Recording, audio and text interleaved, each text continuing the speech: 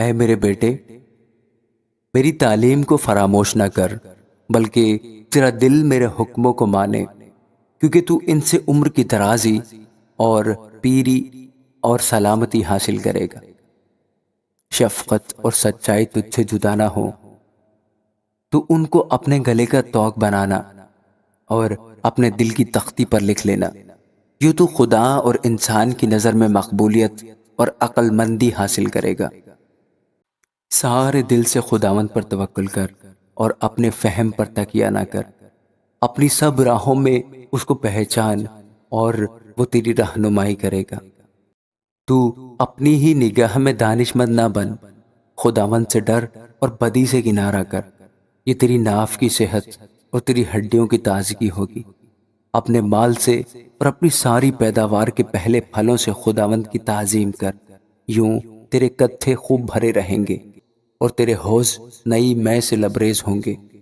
اے میرے بیٹے، خداوند کی تنبیہ کو حقیر نہ جان اور اس کی ملامت سے بیزار نہ ہو، کیونکہ خداوند اسی کو ملامت کرتا ہے جس سے اسے محبت ہے، جیسے باپ اس کے بیٹے کو جس سے وہ خوش ہے۔ مبارک ہے وہ آدمی جو حکمت کو پاتا ہے اور وہ جو فہم حاصل کرتا ہے، کیونکہ اس کا حصول چاندی کے حصول سے اور اس کا نفع کندن سے بہتر ہے۔ وہ مرجان سے زیادہ پیش قیمت ہے اور تیری مرغوب چیزوں میں بے نظیر۔ اس کے دہنے ہاتھ میں عمر کی درازی ہے اور اس کے بائیں ہاتھ میں دولت و عزت۔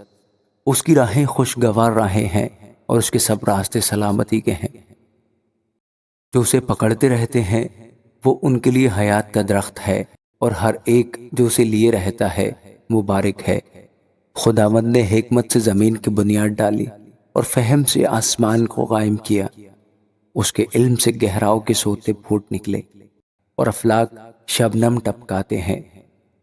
اے میرے بیٹے، دانائی اور تمیز کی حفاظت کر، ان کو اپنی آنکھوں سے اوجھل نہ ہونے دے۔ یوں وہ تیری جان کی حیات اور تیرے گلے کی زینت ہوں گی۔ تب تو بے کھٹکے اپنے راستہ پر چلے گا اور تیرے پاؤں کو ٹھیس نہ لگے گی۔ جب تو لیٹے گا تو خوف نہ کھائے گا، بلکہ تو لیٹ جائے گا اور تیری نیند میٹھی ہوگی،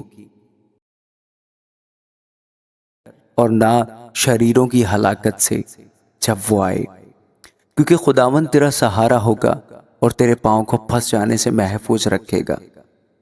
بھلائی کے حقدار سے اسے دریغ نہ کرنا جب تیرے مقدور میں ہو۔ جب تیرے پاس دینے کو کچھ ہو تو اپنے ہمسایہ سے یہ نہ کہنا کہ اب جا پھر آنا، میں تجھے کل دوں گا۔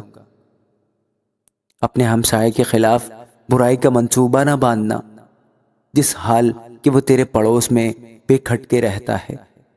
اگر کسی نے تجھے نقصان نہ پہنچایا ہو تو اس سے بے سبب جھگڑا نہ کرنا۔ تندخو آدمی پر حسد نہ کرنا اور اس کی کسی روش کو اختیار نہ کرنا، کیونکہ کجرو سے خداوند کو نفرت ہے، لیکن راست باز اس کے محرم راز ہیں۔ شریروں کے گھر پر خداوند کی لعنت ہے، لیکن صادقوں کے مسکن پر اس کی برکت ہے۔ یقیناً وہ ٹھٹھا بازوں پر ٹھٹھے مارتا ہے، لیکن فروتنوں پر فضل کرتا ہے۔ دانا جلال کے وارث ہوں گے، لیکن احمقوں کی ترقی شرمندگی ہوگی۔ آمین۔